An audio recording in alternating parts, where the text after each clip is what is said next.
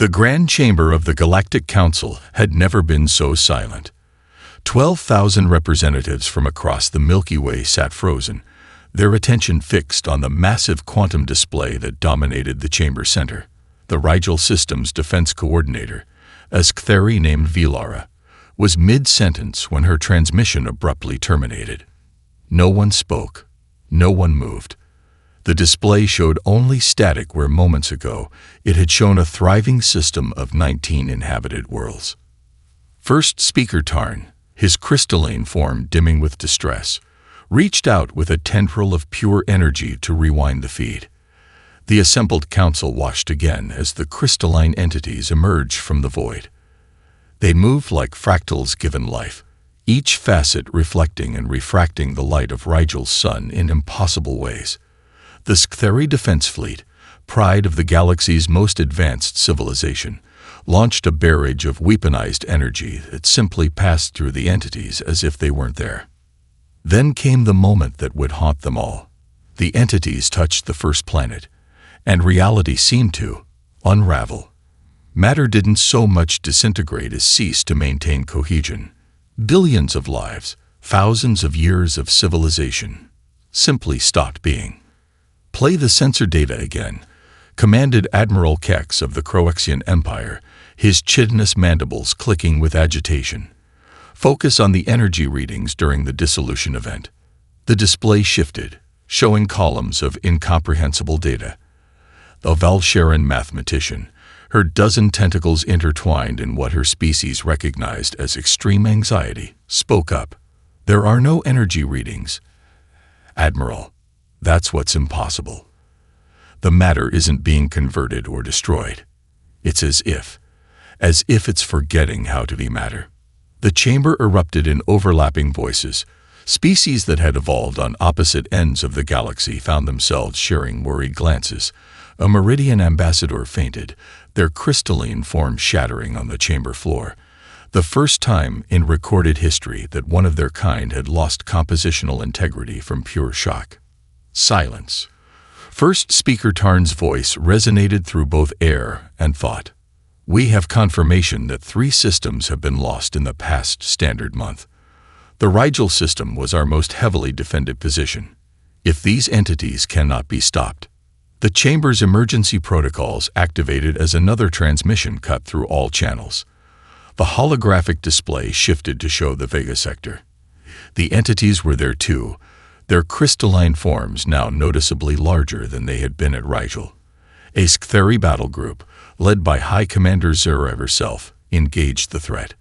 The Council watched as the most powerful weapons in known space, antimatter cascades, quantum disruption beams, even a forbidden temporal cannon, passed harmlessly through the entities.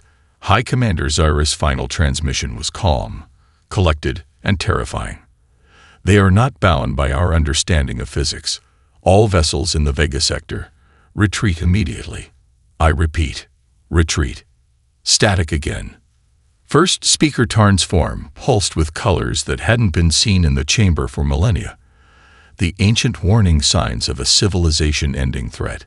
The Council is now in emergency session. All defensive treaties are automatically activated. All technological restrictions are temporarily suspended. We face an existential threat to all sapient life in the galaxy. In the ensuing chaos, few noticed Ambassador Zurl of the Sktheri slip away from the chamber. The elderly diplomat made her way to her private quarters, where she replayed a crude transmission she'd received hours earlier. The message was carried by primitive radio waves, originating from a backwater arm of the galaxy. The species called themselves humans, and they claimed to understand what was happening. Zurl had lived long enough to know that wisdom sometimes came in strange forms. As the Council above her devolved into panic, she began composing a response to Earth. The timestamp on the human transmission had been interesting. They'd sent their warning before the Rigel system fell. Somehow, these primitives had seen something that the most advanced civilizations in the galaxy had missed. The Croaxian war fleet emerged from hyperspace in perfect attack formation. 5,000 ships arranged in their species' sacred geometry. Admiral Kex stood on his command bridge, mandibles flexing as he surveyed the tactical display. The crystalline entities had already begun their approach to the Arcturus system, their faceted forms reflecting starlight like a nightmare made of broken mirrors. "This is how empires fall," Kex clicked to his bridge crew, not with dignity, but with desperation. He had requisitioned weapons that hadn't been used since the Dark Wars, planet killers that violated every convention of civilized combat. The Council had approved their use without debate. "Target the gas giant," he commanded. "Let's see if these abominations can survive having a planet torn apart on top of them." The fleet's primary weapons powered up, their energy signatures causing nearby space to distort. The gas giant, Arcturus VI, shuddered as the beams struck its core. For a moment, nothing seemed to happen. Then the planet began to break apart, its massive form splitting like an overripe fruit. The bridge crew cheered, until the sensor officer's mandibles started chattering in terror. "Admiral, the entities, they're accelerating." Kex watched in horror as the crystalline beings swarmed the debris field of the destroyed planet. With each piece of planetary matter they touched, they grew larger, their fractals becoming more complex. His tactical officer's voice cracked. "Energy absorption rates are off the scale. They're feeding on the chaos we created." "All ships, full retreat," Kex ordered, his voice heavy with the weight of failure. "Send word to the Council. We made them stronger." In the Valsharan core systems, the situation was equally grim. The tentacled mathematicians had devoted their entire computational matrix, the combined mental power of trillions of linked minds, to solving the entity crisis. The results destroyed their last hope of a conventional solution. The models are unambiguous. Chief Mathematician Vex presented to the Emergency Council session, her tentacles weaving patterns of deep distress. Each attempt to destroy these beings has only accelerated their growth. At current expansion rates, accounting for the failed Croaxian attack, we'd project total galactic consumption within 2 standard years. The council chamber erupted in chaos. Species that had evolved on opposite sides of the galaxy found themselves sharing the same desperate fear. The Meridians, usually the most composed of races, began to crystallize in patterns of pure terror. First Speaker Tarn's voice cut through the panic. "The Scathari High Command proposes immediate evacuation of the galactic core. We must preserve what we can of our civilizations." Ambassador Zerl, who had been unusually quiet, finally spoke. "Before we abandon 12 billion years of combined civilization, I have a proposal." She triggered a holographic display, showing a crude diagram that appeared to be centuries behind current technology. "I've been in contact with a species from the galactic rim. They believe they understand what we're facing." The humans. First Speaker Tarn's energy form flickered with disbelief. "They achieved spaceflight barely 3 centuries ago. What could they possibly?" "They understand entropy," Zerl interrupted, "breaking 12,000 years of protocol. Look at these readings from their industrial development period. The pattern matches exactly what we're seeing with the entities." The Valsharan mathematician moved closer to the display, her tentacles weaving in complex calculations. "These readings, they're primitive, but by the core, she's right. The correlation is unmistakable." Admiral Kex, still bearing the shame of his failed attack, clicked thoughtfully. "Sometimes the youngest eyes see what the oldest have forgotten to look for." "The human delegation is waiting in the outer chamber," Zerl announced. "They've traveled for 3 weeks at primitive FTL speeds to reach us. Shall we hear what they have to say?" First Speaker Tarn's form swirled with conflicting colors before settling into the hue of resignation. "Send them in. At this point, we have nothing left to lose." As the chamber doors opened, the assembled council members turned to see a small group of humans entering, led by a female in what appeared to be a retrofitted pressure suit. Dr. Sarah Chen carried with her something that made several council members recoil: actual physical papers, a technology so obsolete it had passed from cutting edge to primitive and back to novel again. The fate of the galaxy now rested in the hands of its youngest spacefaring species. The message that would save the galaxy arrived via radio waves. In an age of quantum entanglement communications and psychic resonance networks, the crude transmission almost went unnoticed. It was Senior Communications Officer Levac who caught it, only because she was running a routine calibration of ancient emergency systems. The message repeated on a loop, carried by electromagnetic radiation at the speed of light, practically prehistoric by galactic standards. To the Galactic Council, we know what's coming. We know why your weapons won't work. Request emergency admission to present solution. Time critical. Coordinates for Council Chamber received from Proxima Centauri Outpost. Earth delegation departing immediately. Dr. Sarah Chen. Quantum Physics Division. Earth Defense Force. Levac had to search the archives to even decode the radio waves. By the time she brought it to Ambassador Zurl's attention, the Rigel system had already fallen. The timestamp on the message made the ambassador's energy form flicker with interest. It had been sent 2 days before the first attack. They knew, Zurl whispered to herself in the privacy of her quarters. Somehow these primitives knew. The Council was in the middle of another emergency session, their fourth in as many days, when the Earth ship arrived. It appeared on long-range sensors like a crude arrow, burning chemical rockets to slow its approach. Several Council members openly scoffed at the primitive vessel.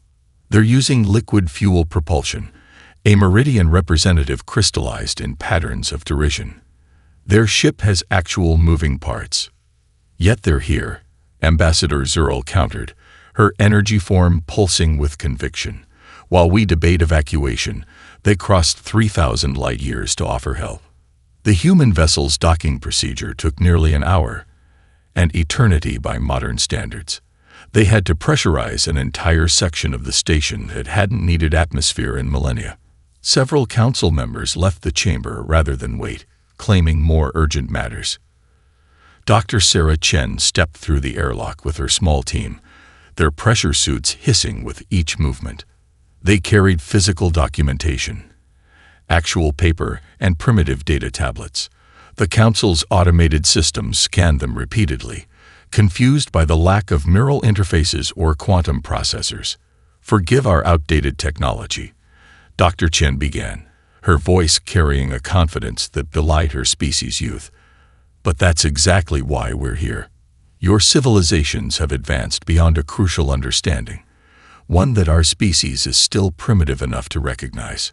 She spread out her papers on the Council's central platform. Ancient diagrams of combustion engines and thermodynamics equations covered the surface. Several Council members shifted uncomfortably at the sight of such obsolete science. 3 weeks ago, our quantum observation arrays detected something impossible, Chen continued. Patches of space where entropy itself was being reversed. We recognize the pattern because we still study it in our combustion engines, our waste management systems, our crude industrial processes. The Valsharan mathematician, who had predicted their doom, moved closer, her tentacles weaving through the papers with growing excitement. These equations, they're describing exactly what we've observed, but from a completely different perspective. Your weapons aren't working because you're trying to fight chaos with order, Chen explained. Every energy beam, every quantum torpedo, every perfectly calibrated attack, you're just giving them more ordered systems to consume. The more advanced the weapon, the more they feed on it. First Speaker Tarn's form dimmed skeptically.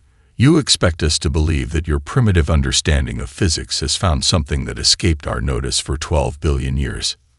No, Chen replied, pulling out one final diagram.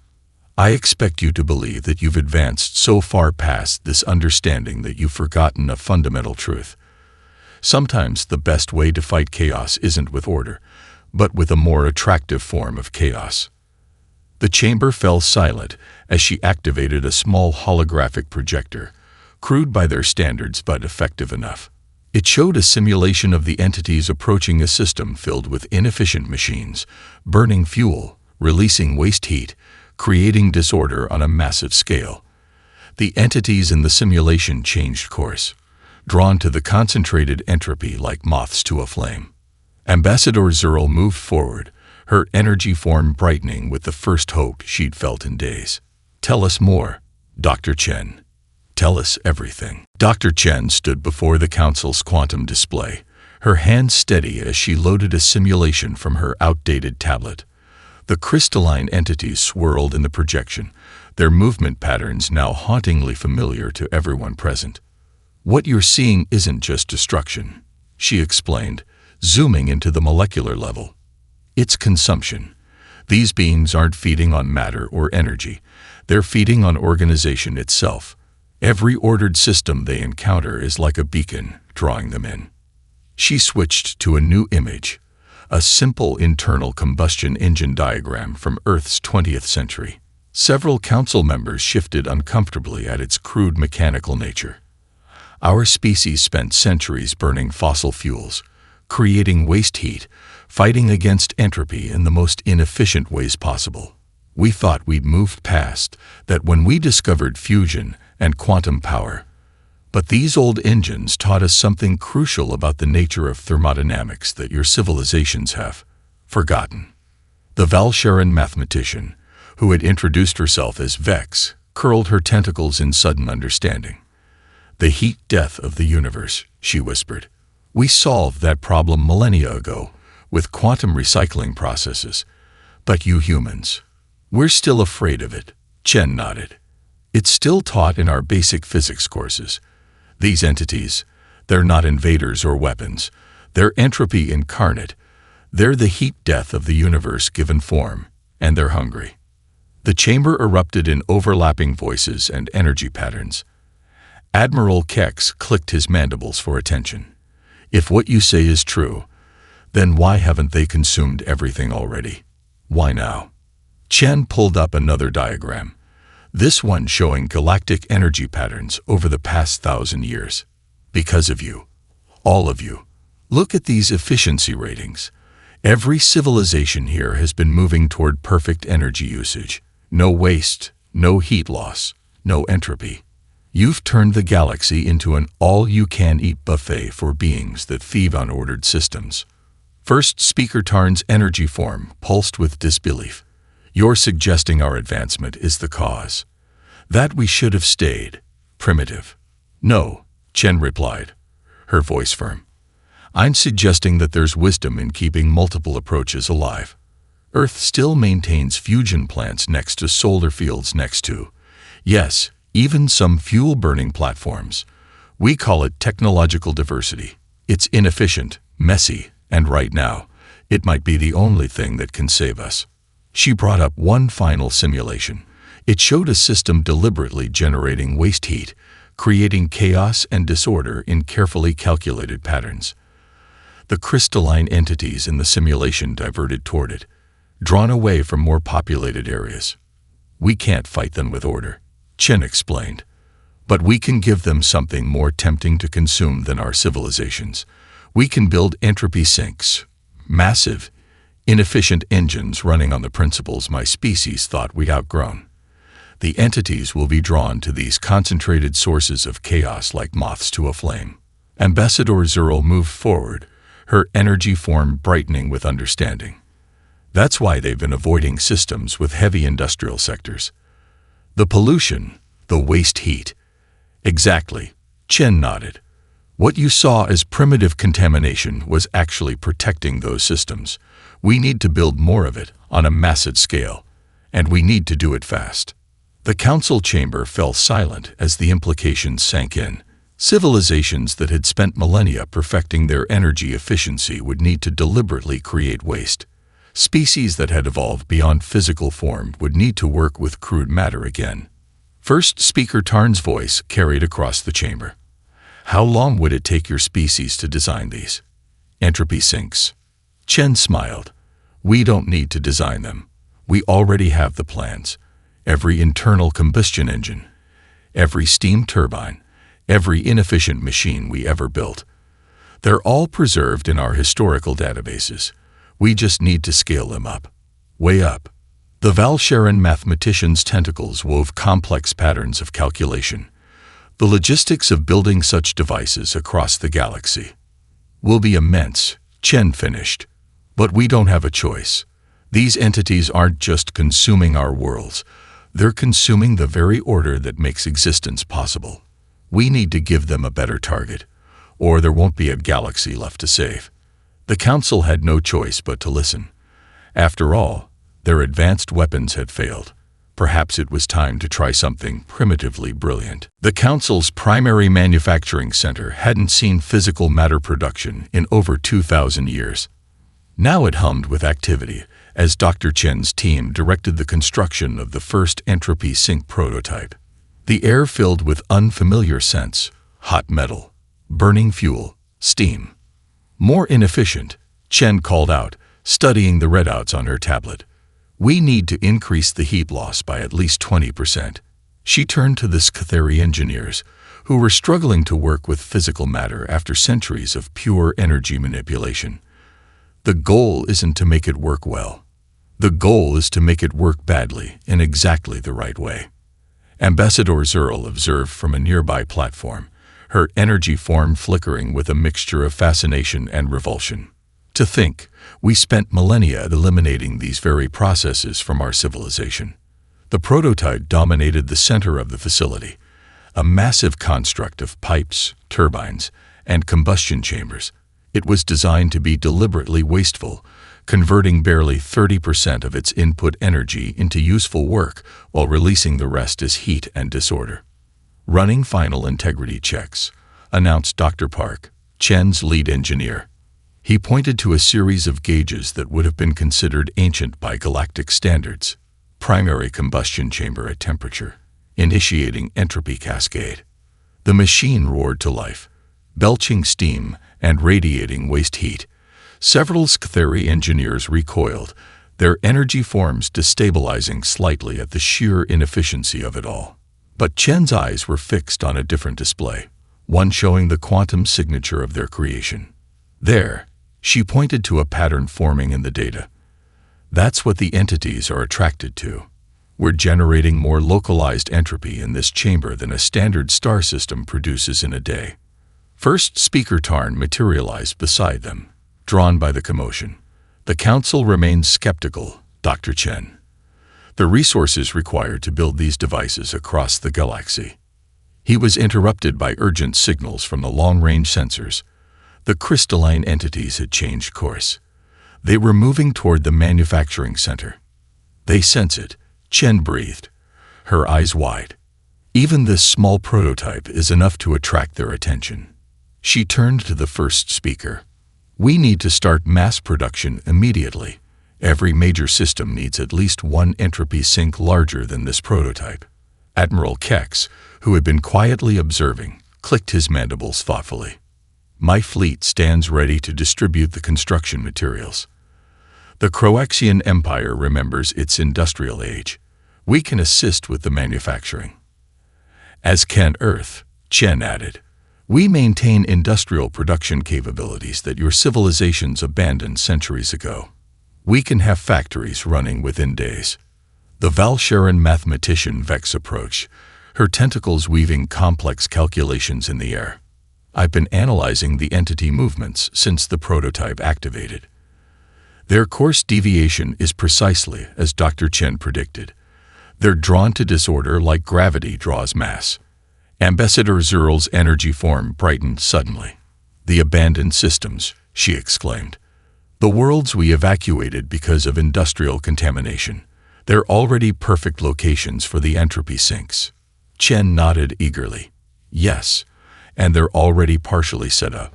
We can use the existing infrastructure, modify it to be even less efficient.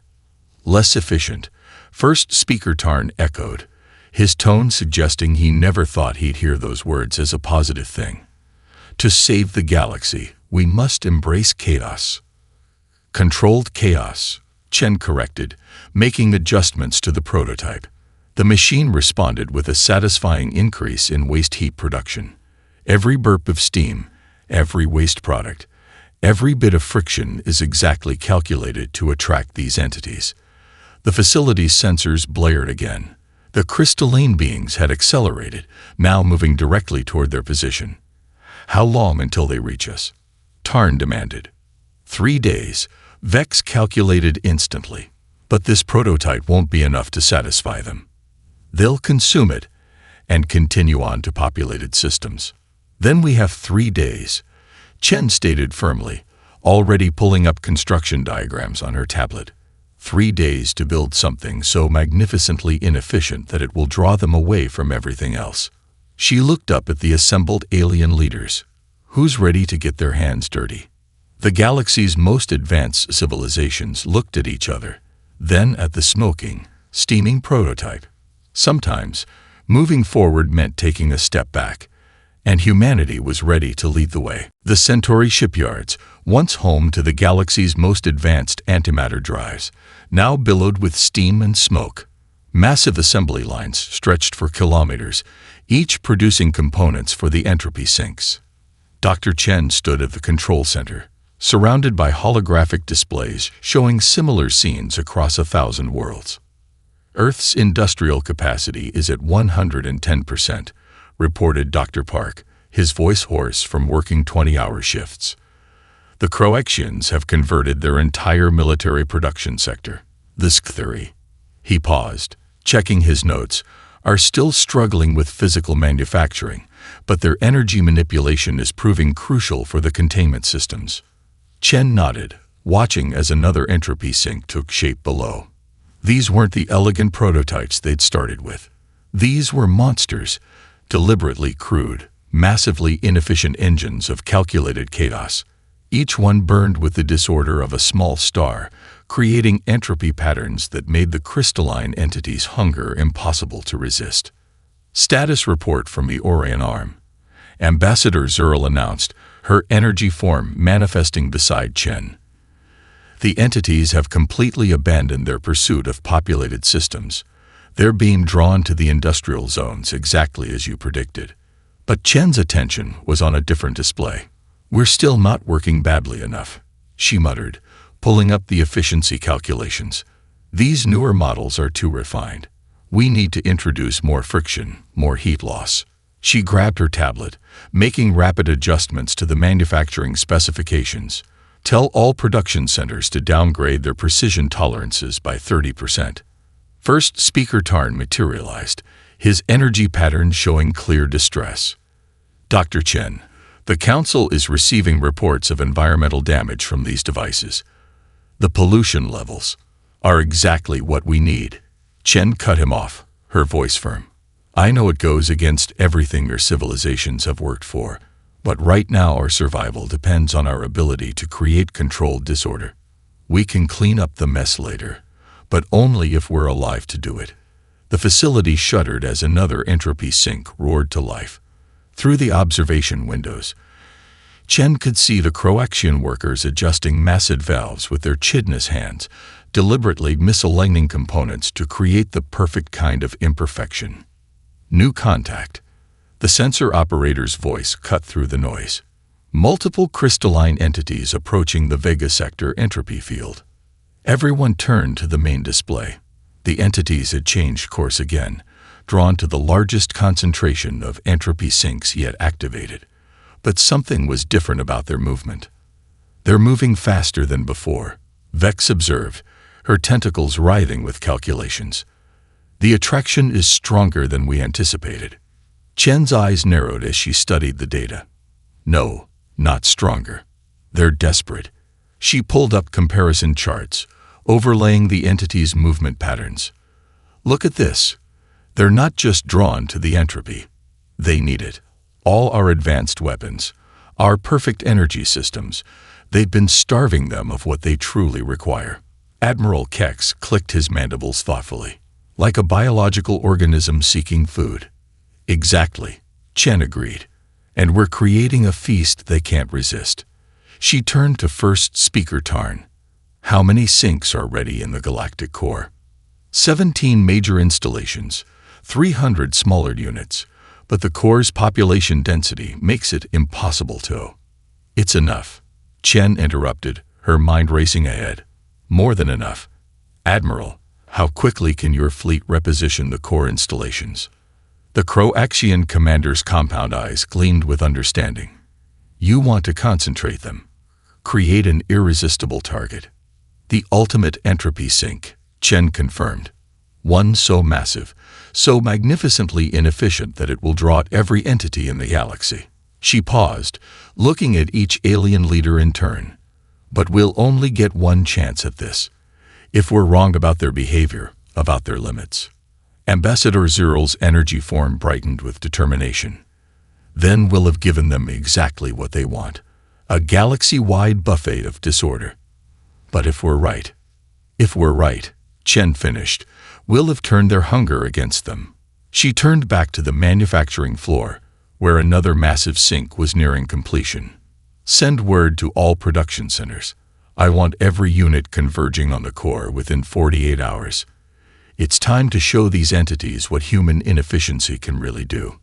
The galaxy's fate would rest on humanity's ability to fail spectacularly, but in exactly the right way. The galactic core blazed with artificial chaos.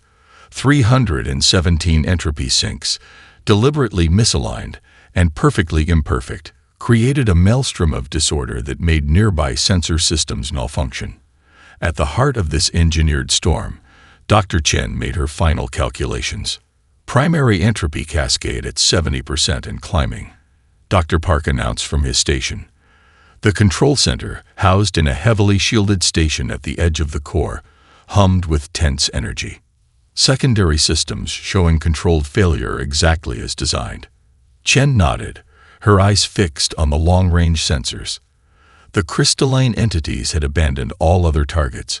Across the galaxy, thousands of their fractal forms converged on the core, drawn by the irresistible beacon of concentrated chaos.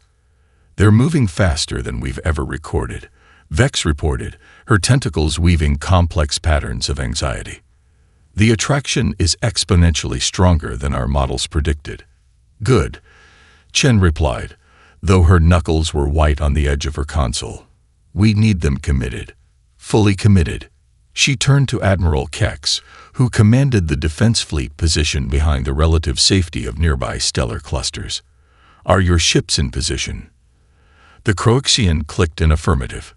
Though I still don't understand what good they'll do. Our weapons pass right through these beings. They're not here to fight, Chen explained for what felt like the 100th time. They're here to witness, and to contain if necessary. She checked another reading and pressed her comm link.